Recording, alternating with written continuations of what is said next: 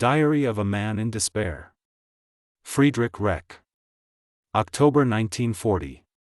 Now, I am at Villach for the cure, and daily go to the springs at Lake Faker, the Alps rising just beyond. The landscape here, with its Slavic Janisaeus and its autumnal melancholy, reminds me of a border region in Missouri, a southern, mountain-walled version of that other land's sad desolation, the chemical bright hues of the girls' kerchiefs burning like eyes into the landscape, the filthy little restaurants where salads are made with machine oil because of the war, and the pathetic poverty and insufficiency of a border area covering everything and everybody like a film. This, despite the fact that prosperous East Tyrol is quite close by.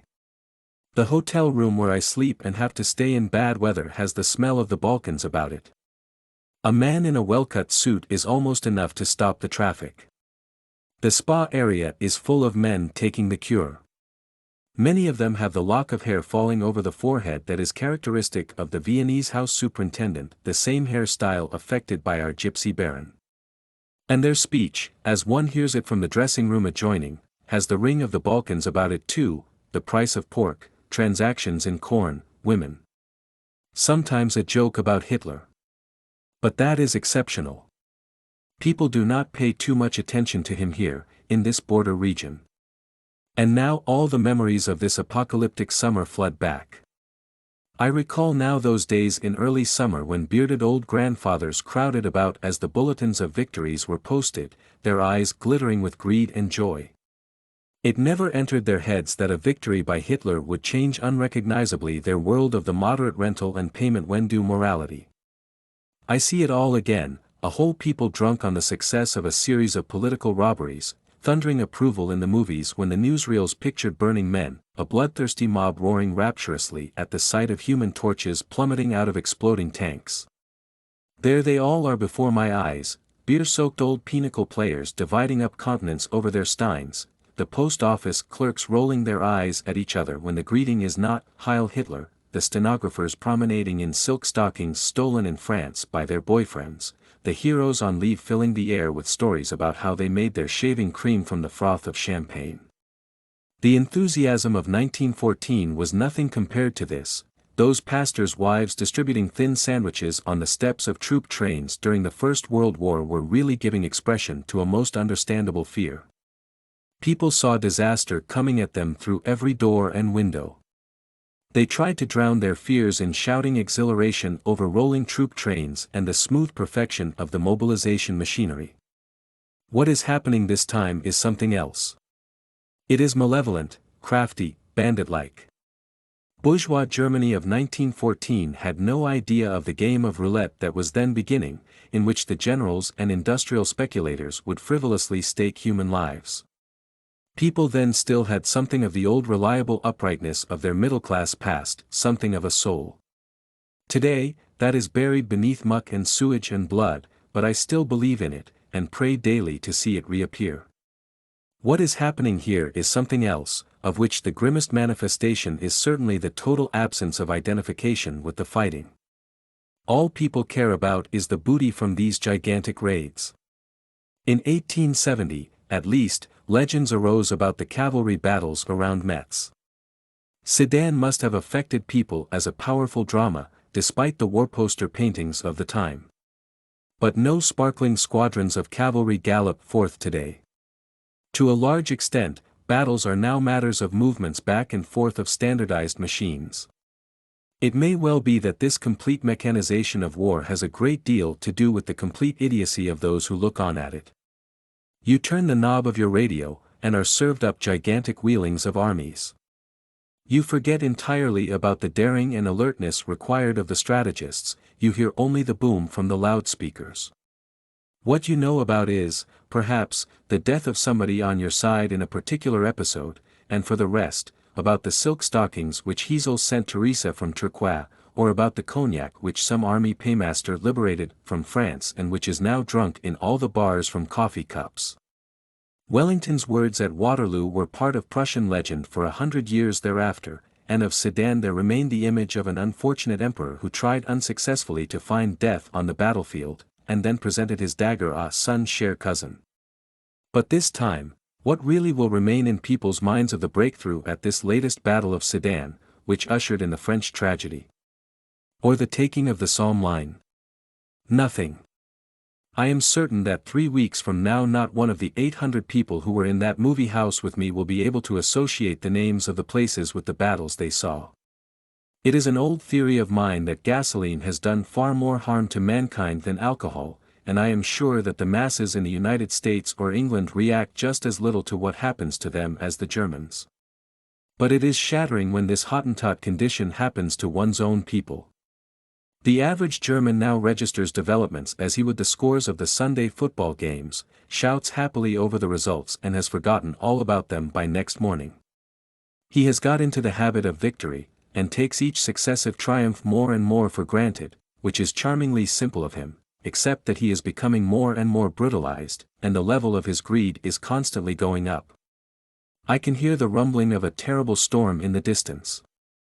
Truly, with the Germans it is as I have said, every nation normally puts its demons, its delusions, its impossible desires away into the cellars and vaults and underground prisons of its unconscious. The Germans have reversed the process, and have let them loose. The contents have escaped like the winds out of Pandora's box. A storm is raging across this long-suffering old earth. Germany, drunk with victory, is sick. The language one hears, the speech of the war commentators, the talk in the coffee houses, together with the German of the military, has degenerated into a kind of street jargon that makes the blood run cold. The newspapers heap coals of fire on the banished Kaiser because he supposedly blocked a plan to have London erased from the map by a gigantic fleet of Zeppelins in 1916. Little receptionists cry for blood, and old ladies who still have the aura of a better time now use slang to describe enemy statesmen that would make a Hamburg bartender stare. And behind it all are the deals. People sell stolen paintings and sculptures in wine cellars, which may or may not exist. They deal in securities, silk stockings, ownerless French factories, with stolen machines, with soup spoons, toilet soap, and rubber goods. In Berlin, absolutely everybody deals. I was there recently, and saw it. The ladies of noble Prussian families are busy transacting business, and so are waitresses, drugstore clerks, high school students. I was laughed at, and it was considered quite unconscionable that I should sit on my haunches in the valleys of Chiemgau with the present and future well-being of a family to think of, and neglect my opportunities. This is Germany today. True, southern Germany has remained skeptical about all the Prussian noise in victory, and thus has kept cleaner. The great majority of the workers and practically all the intellectuals are bitter opponents of the regime. And the farmers remain wedded to their old, unchangeable patterns of thinking and living, shrug their shoulders over the triumphs, and cannot be brought to participate. But what good does it do? Industry pulls the strings. It has controlled the general staff since the days of Ludendorff. The instrument of power is terror, and the industrialists hold tight to it. They control every means of influencing public opinion, and have thereby stupefied the great unproductive mass, salaried people, office workers, most of the lower-ranking government employees, to the point of idiocy. The rest is a mixture of business people and nobility come down in the world, melted into a middle-class lump with the newly created officers and quick-turnover fellows. These people are more materialistic than the Bolshevik Russians, live from day to day, and haven't the slightest conception of the grim little game that has been begun here. A certain quotation has remained in my mind since the end of the First World War. It is a quotation which provides me with a certain bitter hope, albeit for motives that are not in the least proletarian. It is a quotation from Balzac's César Birotteau, qui c'est la bourgeoisie elle-même, que écoutera chanter essaye nos du Figaro. And it should be observed that Balzac's viewpoint was that of a conservative, as is my own, and further observed that between this viewpoint and that of the nationalists is a chasm as wide as a canyon. To be a conservative means to believe in the immutable laws of this old earth, this earth that will begin to shake and quake when the day comes to cleanse itself of all this filth. And this is where the crack begins which runs through my heart, which runs through the heart of every man for whom Germany is not identical with the Deutsche Bank or the German Steel Association.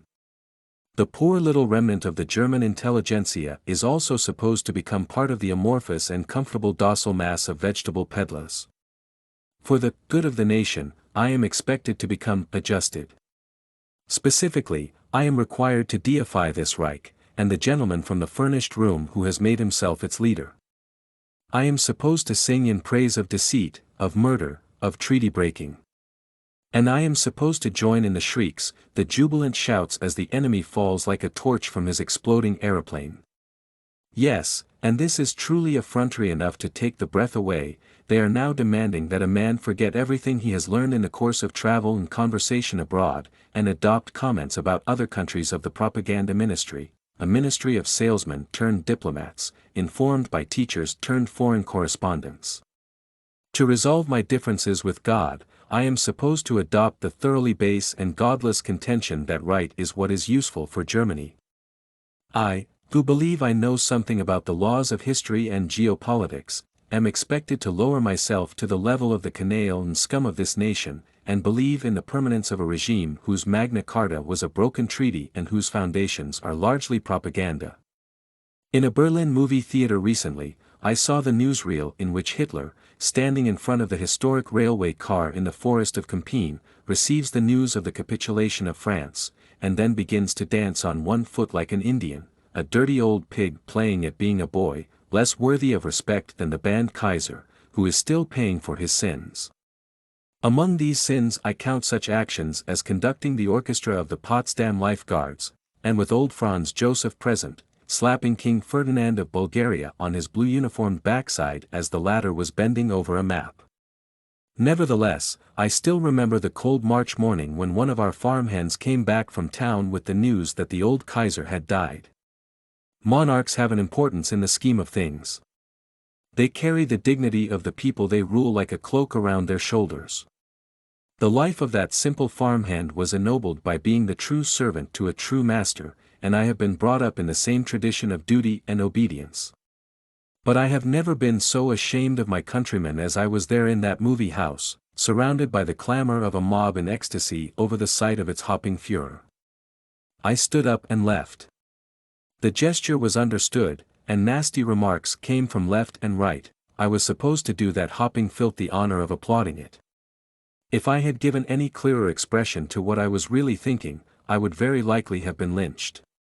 Oh, and the day in July when out of the loudspeaker in the square of Rosenheim, into the burning hot afternoon came Hitler's triumphal speech about his last peace proposal to England. This, too, I shall never forget. The atmosphere was suffocatingly close, filled as it was with the greed and inordinate desires of people gone berserk with success. Old fogies, threatening that, we'll take up England with a vacuum cleaner.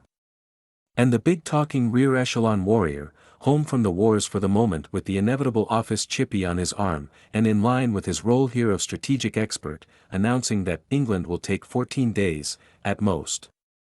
Hemmed in as I was by spiritually sick people, I knew that a terrible presence was already beginning to move about in that stifling night.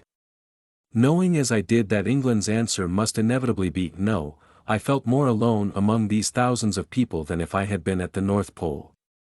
As I write now, knowing full well what the end must be, I can well imagine the first day of a future occupation of Germany by English troops, when an English sergeant, simply because he has nothing better to do, puts a few bullets into me. I can well imagine that victory by the others will be followed by political blunders.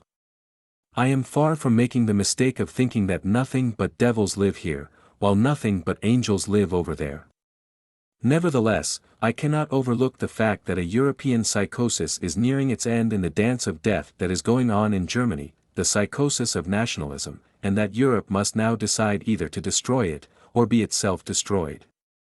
Why must I honor as a force, foreseen at the time of the creation of the world, an idea, nationalism, which the builders of the cathedrals in Germany's greatest period had never heard of, which, indeed, never existed before 1789, and which the Nazis, who otherwise pose as the great liquidators of the French Revolution, have recreated out of dusty old scrolls? Why must I equate with basic human feelings like love and hate a philosophy which puts an aura of heroism around mercantilism and the bourgeois drive for power, and which is today as rancid and flat as the whole of Rousseau? Nationalism is as tattered and dust-covered as the banner of Girondism itself, which great Carlyle called the worst of all time. It was possible only at a time of generalized atheism, and purposelessness, and brute force. Of course, I.G. Farben welcomed Hitler. He provided their poison factory with the aura of a philosophy. The businessmen from the Ruhr were well aware of what they were doing when they hired this somber bandit. But should I pretend that I feel myself closer to a German coachman than to the French historian with whom I have been corresponding for decades, to keep this mercantilist ideology from going entirely to shreds? Am I supposed to make no protest when this same nationalism, supposedly the specially ordained protector of all the chief treasures of our national heritage, then turns about and grossly, cynically toys with these as only a barbarian would do? What price a forest if the national interest calls for a cellulose factory? Or a German cathedral that stands in the way of an autobahn? What is the value of a tiny remnant of the German soul when aggression is in the works and an entire nation is being systematically turned into cavemen, when their spiritual center is to be destroyed, and they are to be turned into an amorphous mass, whose only form is formlessness itself? But we must be completely clear, why, if nationalism really is one of the basic impelling forces of mankind, as its apologists contend, was it discovered in such comparatively recent times as the French Revolution? How is it that this basic force did not exist in the days of the Song of the Nibelungs? And how does one explain the fact that in 1400 there was a German nation, but no nationalism, while today, when nationalism is in full bloom, even Goebbels gags a little at the statement that this conglomeration of wage earners, sergeants gone berserk, and virgin typists is a nation? If nationalism is truly the hallmark of a people in the prime of its youth and energies, how does it happen that under its aegis morality decays, ancient customs die out, that men are uprooted, the steadfast derided, the thoughtful branded, the rivers poisoned, and the forests destroyed? Why, if this is a high watermark in our national life, has our speech been vulgarized in this unprecedented way? Why is there such a worsening of all social forms? How have we come to this reneging on treaties and our given word? And how did we arrive at this pimp's German, with all foreign words fearfully excised, which is today written and spoken by all of German officialdom, from the general staff down to the war commentators? Try, if you can, in these, our great days, to build a cathedral. At the end, you will have a blasphemy in stone. Listen to a lady on the radio read a German fairy tale, and you will begin to feel you are in a bordello. Mouth the names of the men into whose hands the nation has been delivered, Dwinger, and Stegweit, and Thorak, and Speer, and Herms Neal, then just speak the word Germany, and the lie of the combination will make you choke. Place yourself amongst the crowd as it is roaring out one of Haydn's songs, and you will think you are listening to a beer garden concert, with all the usual noise, and behind, the usual smell from the men's room. And this is nationalism, this thing that Friedrich of Prussia knew nothing about when that chief Machiavellian of his time drew his dagger in an attempt to turn failure into success amidst the ruins of his life. But the time is 1940, and not 1848. We do not think of St. Paul's Church when asked to associate with the word Germany, we at once think of Deutsche Bank and German Steel Association. Therefore, let us put the following problem in arithmetic to the nationalists. Your up-to-date man, who prides himself on his knowledge of technocracy, will certainly agree that the geopolitical importance of a particular country can be measured by the time it takes to cross it. But new techniques are constantly being used in transportation, and from year to year the time it takes to cross a particular country is lessened. Once, it took 24 hours to go from Memel to Lindau. Today, it takes only 2. Thus technology has reduced the geopolitical importance of Germany to something comparable, let us say, to that of the one-time Grand Duchy of Saxe-Weimar. And yet, hard-headed realism and materialism are to be laid aside while I view this same geopolitical atom with the same awe and wonder as did the princely electors being carried to Frankfurt behind a creaking span of oxen. Technology, which is supposedly so logical, thus becomes inconsistent in its very own area. Is such a symbiosis of technology and autarky even possible? Doesn't technology itself mix different peoples, and standardize their tastes and requirements? What is the point of building an auto to go 200 kilometers an hour when after an hour's drive you come to a border post, where a full-bearded Teuton waggles a threatening finger as he forbids further travel as contrary to the interests of the government? I will be glad when the day comes that technology is sent to the devil, like all the other overrated ideas of mankind. I see a time coming when science, if it does not actually disappear, will be relegated to the periphery of our way of life, and mankind will have a totally different central interest.